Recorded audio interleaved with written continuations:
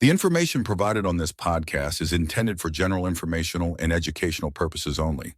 It is not intended as a substitute for professional medical advice, diagnosis, or treatment. While we discuss topics related to vegan health, diet, and fitness, always consult with a qualified healthcare provider or registered dietitian before making any changes to your diet, fitness routine, or lifestyle, especially if you have existing health conditions. Welcome to Good Vegan Meal, the podcast for lifelong vegans, people wanting to become vegan, or those interested in vegan living. We're here to make your lives better by giving you the information you need to succeed in your compassionate vegan lifestyle.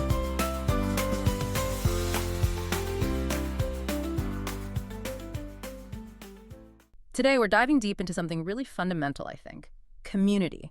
Specifically, how connections get forged and, well, nurtured within the vegan lifestyle, and how these networks help tackle that feeling of isolation some people definitely experience. It's a really interesting area.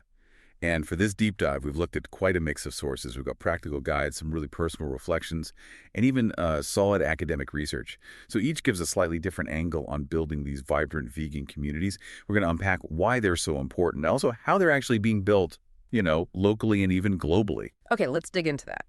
So the sources all seem to agree. Humans are fundamentally social creatures. We're kind of wired to eat together. There's even research suggesting we trust people more when we share the same food. It's basic bonding. It is. But here's the twist, and something our sources really brought out. It's the challenge that comes with dietary restrictions. Any kind, actually. Research actually links dietary differences to, higher levels of loneliness. Really? Loneliness? Yeah. Think about it. The person eating differently might end up dining alone, or they're constantly fielding questions, maybe even judgment about their choices. That can be tough, really isolating. That's quite an insight, just eating differently leading to isolation. And yet, the fascinating thing is, despite that challenge, veganism is booming worldwide. Our sources mentioned, 15 million people in the UK may be following a plant-based diet by 2025? That's huge. It's significant growth. So this growth, alongside that potential for isolation, it creates a unique situation, doesn't it? A real opportunity. Absolutely.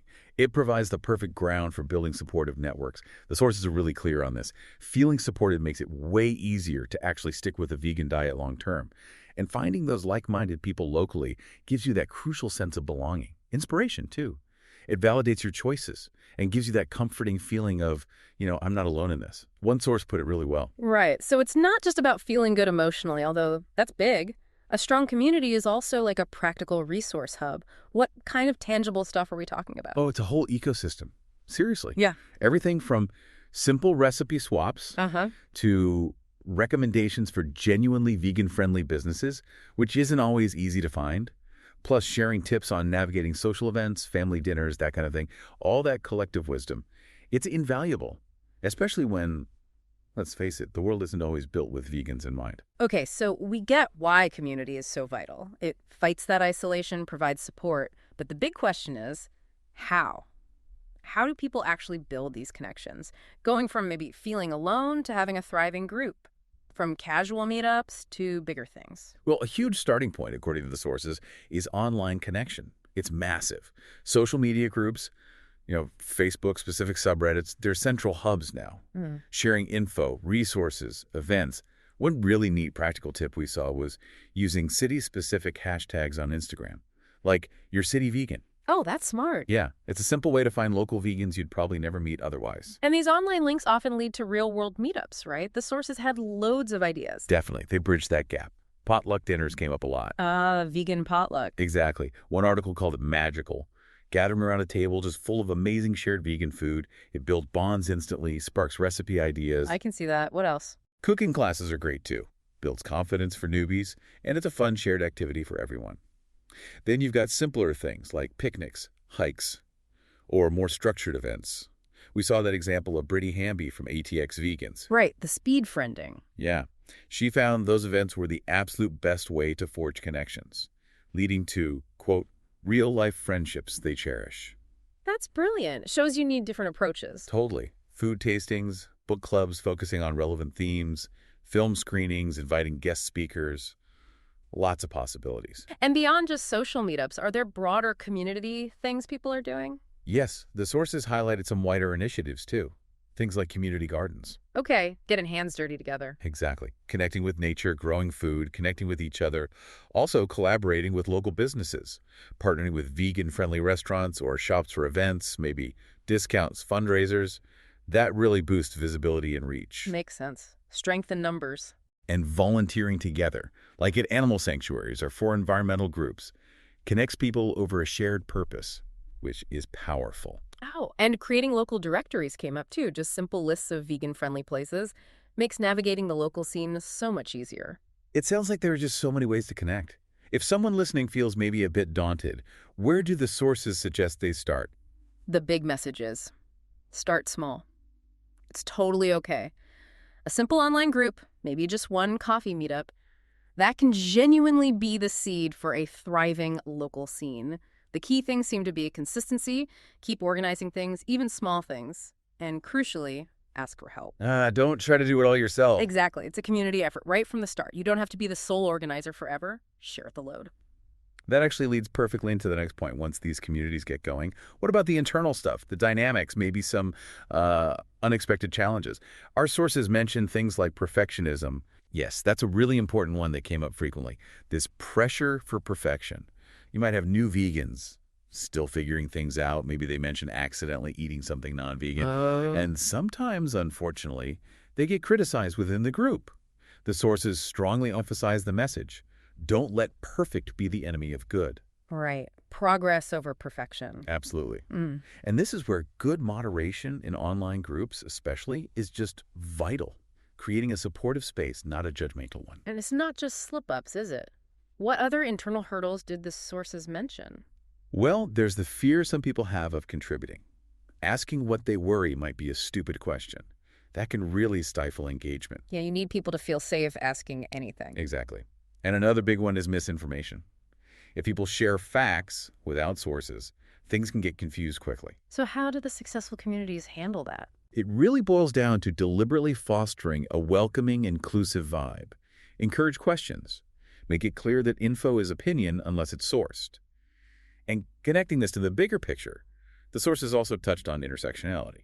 Okay, intersectionality. Can you break that down a bit in this context? The sources mentioned the Black Lives Matter movement. Yeah, so intersectionality is basically about how different parts of someone's identity, race, gender, class, diet, whatever, overlap. And how that overlap creates unique experiences, maybe unique challenges or privileges. Within veganism, the sources highlighted this debate. Are human rights issues, like Black Lives Matter, inherently part of the vegan philosophy? Seeing connections in how society treats humans and animals. Versus keeping the focus strictly on animals. Right. Some worry broadening the focus dilutes the message about animals or makes veganism seem too complex. But the perspective that seemed to come through more strongly in our sources was that idea of needing 1 million imperfect vegans, not 100 perfect ones. So inclusivity is paramount. Absolutely. Welcoming everyone from all backgrounds is crucial for the movement's health and growth. Which ties back to individual interactions too, doesn't it? Because a lot of community growth happens one-on-one, especially with non-vegan friends and family. Definitely. That's a huge part of the experience for many vegans. What practical tips did the sources offer for those conversations? It's mostly about building bridges, finding common ground, like with food sharing. Find those accidentally vegan things everyone likes, or bring an amazing vegan dish to share. Let the food do the talking sometimes. Good idea. Less confrontation. Exactly. And know when not to talk. Judge the mood at meals. If it feels tense, maybe suggest chatting about it later. Setting boundaries is okay. What about positive reinforcement? Huge. Praise small steps.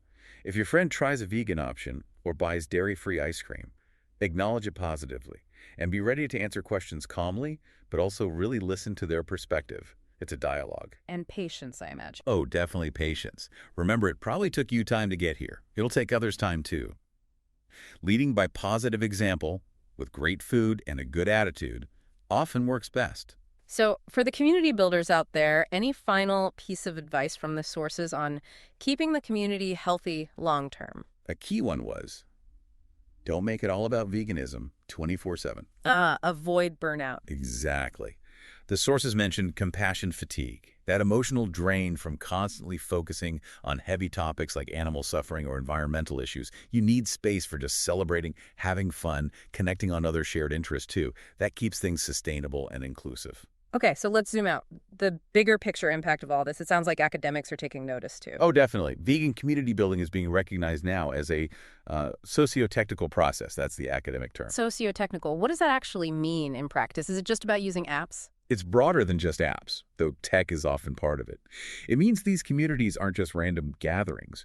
They're seen as dynamic systems where human interaction, socio, is shaped and often helped along by specific tools, platforms, or organizational structures, technical. So intentional design? Sort of, yeah. Yeah. People using frameworks and technology to build connection and pursue shared goals. It's a field of study now within sustainability and social movements. And what's really key is that these aren't just social clubs. They function as systems for support, for sharing knowledge, and for taking collective action. Psychologically, they affirm identity, build that shared purpose, and really push back against those feelings of isolation or powerlessness we started with. And to make these socio-technical systems sustainable, the structure matters. Inclusivity, diversity, building resilience within the group itself. Precisely. That diversity brings more skills, more perspectives, makes the whole community stronger and more adaptable. And ultimately, this has ripple effects. Our sources pointed to a really profound influence on things like urban planning for sustainable food systems. Wow, okay, how so? Well, these communities can really drive change. They act as catalysts for local food production, think community gardens, urban farms. They support vegan businesses, helping make plant-based options more viable economically.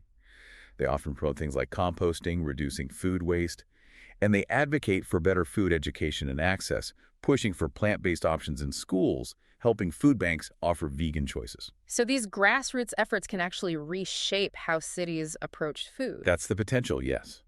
Making urban food systems more sustainable, more equitable, and ultimately more resilient. It's quite powerful when you think about it. What a fascinating journey this deep dive has been, seriously. From tackling that initial, very real feeling of isolation, right through to seeing how individuals build something collective and powerful, even influencing city planning. It's really clear that building these communities isn't just possible, it's incredibly rewarding, fostering friendships, new perspectives. Yeah. It genuinely changes lives. It really does. And maybe a final thought for everyone listening. Consider how these lessons about building resilient, inclusive communities based on shared values might apply elsewhere in your life. Beyond just food choices, what other common ground, what other shared values could bring people together in your own area to create positive change? Something to think about. Thanks so much for tuning in to today's episode of Good Vegan Meal. If you loved what you heard and you're hungry for more, head over to our link tree at linktr.ee/goodveganmeal. There you can grab our free PDF 30 high-protein vegan 5-minute meals packed with quick recipes and full nutritional stats for every meal. Perfect for busy days and plant-powered gains. And if you're ready to take your vegan cooking game to the next level, check out our cookbook's 125-minute vegan meals for kids' lunches, a school lunchbox lifesaver, 185-minute vegan meals, and 7 weeks of high-protein meals with meal planning made simple with grocery lists for each week. Grab your goodies at linktr.ee/goodveganmeal, and we'll see you in the next episode.